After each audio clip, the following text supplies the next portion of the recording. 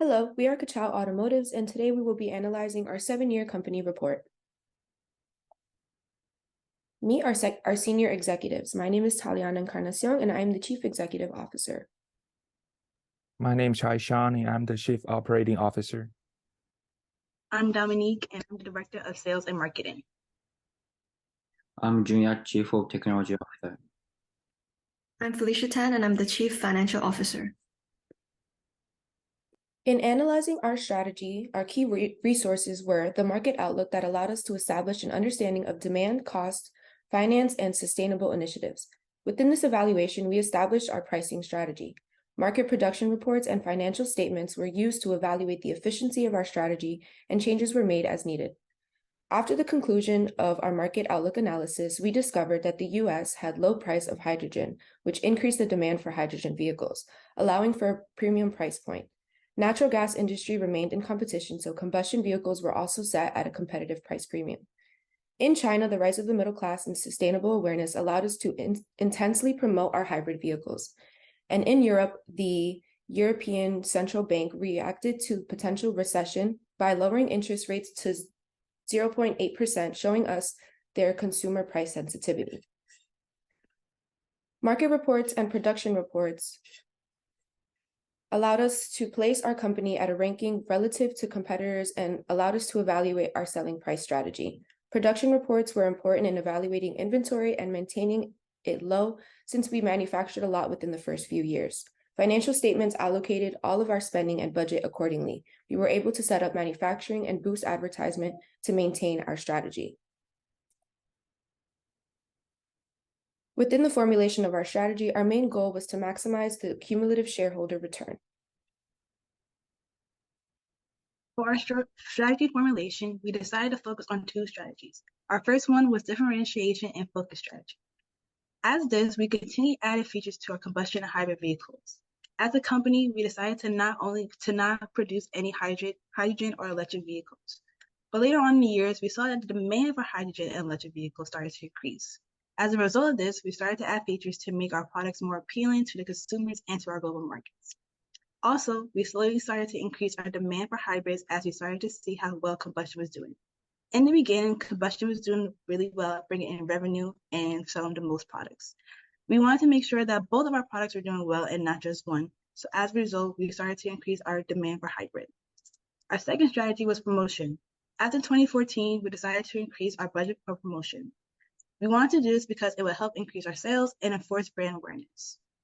Keeping in mind on the market outlook, we kept our selling price around the same amount. For USA, we wanted to make sure it was in the middle, as it's not too high, it's not too low.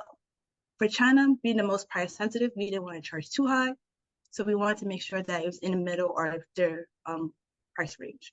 For Europe, they were not price sensitive, so we were able to charge any amount we wanted, but we also were making sure that it was reasonable price. Once 2017 hit, we decided to decrease our promotion by $400,000. But of course, we still had a high budget promotion to make sure that our incoming senior executives can either increase it, keep it the same, or decrease it. Slide, please. For our visuals, as you can see, the top is 2014, where our promotion was $4.8 million. But in 2015, we decided to increase it more to $7.3 million. Then in 2016, we increased it to $9 million. But of course, as I stated before, in 2017, we decided to decrease it so the incoming executives could either increase it, decrease it, or keep it the same amount. We also thought about management strategy from four perspectives. The horizontal axis is divided by into two parts, existing and new product. And the vertical axis is divided by into two parts as well, existing and new market. By doing so, we could identify and grow area based on product, marketing need, consider synergistic effort on entering new field with existing business, and to consider the advantage with other companies. Next slide, please. First, we focus on market penetration by year 4 to year 4. Rather than trying to develop new technology, we aim to invest in marketing, lower product cost, and a lower factory to expand the combustion car of existing product in existing market. Next, market development. If penetration does not provide sufficient potential, we consider moving to the product to new market, targeting new customer. For example, invest in promotion and then aim at China and Europe to sell product sell into the international market. Next slide. We also move to development of new product. It is necessary to generate new interest in the company and maintain customers who may choose competitor with more product. Instead of conversion car, hybrid car interest is generally increasing. Therefore, it is necessary to invest research and development and developing factory for hybrid development. Last, diversification should be considered when other three strategies are deputed. Diversification involves creating new products for new market. Instead of relying on existing customer base or product, this strategy starts from scratch.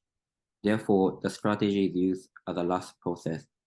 Environment issue or expect to change customer needs due to the government policy. We also aim to invest in-house research and development for hydrogen and electric vehicle during the year 5 to 7 for the future development.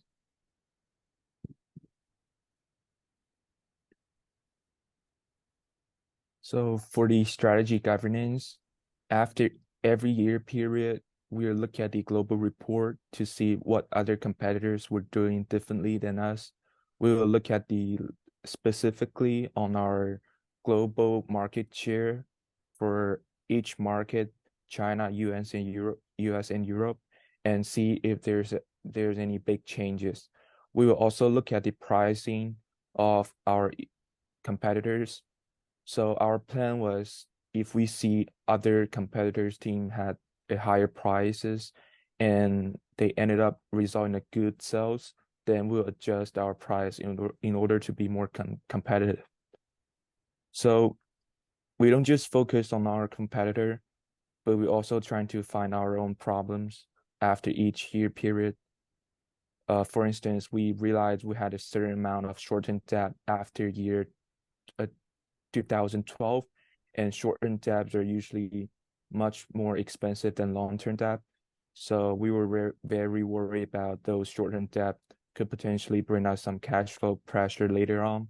So we decided to minimize our short-term debt after year 2012. Next. Another problem we had was the inventory. So we have stacked a large amount of inventory since year 2014. Holding too much inventory, it's not good for a company because it can limit a company's ability to respond quickly to changes in demand or market conditions. So we also decided to get rid of those ending inventories by stop producing. So now I'm gonna hand over to Felicia to talk about the strategy forecast. Thank you. So having studied the previous 7 years of operation, we'll be looking into the company's future prospects and growth in the long run. So with that said, we have taken into the consideration of the potential increases in demand and growth for hybrid and EV vehicles, the technological boom and increase in R&D, as well as the rising middle class in China. So we will now conduct an environmental scanning analysis, which is divided into 3 components: technological, sociological, and financial. So next slide. So at the end of 2017, we can see that we have managed to capture a large market share within the automobile industry at 22.08%. However, you could see at the pie chart on the right that over half of that of the technological shares are within the combustion industry at 51.28%, following by hybrid at 38.54%, and then electric and hydrogen. So therefore, moving forward, it will be beneficial to reinvest into industries such as hydrogen and EV, maintaining our hybrid position whilst slowly phasing out of combustion technology so that we can move out our company into a more cleaner and more sustainable growth. So moving on to the next slide. you can see that our average social responsibility report has, throughout the last 7 years, has been on an average of 3.46 in ethics and 3.47 in sustainability.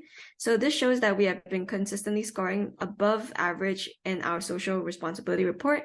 And on the right, you can see our HR report on our average personal turnover rate in comparison to the other companies. So it shows that we are placed second at 3.83%.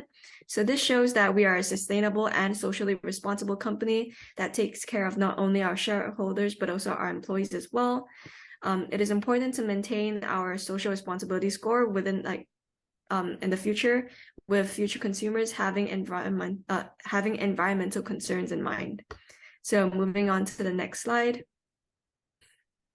So moving forward, the company's strategy is to ensure that it maintains its position within the market.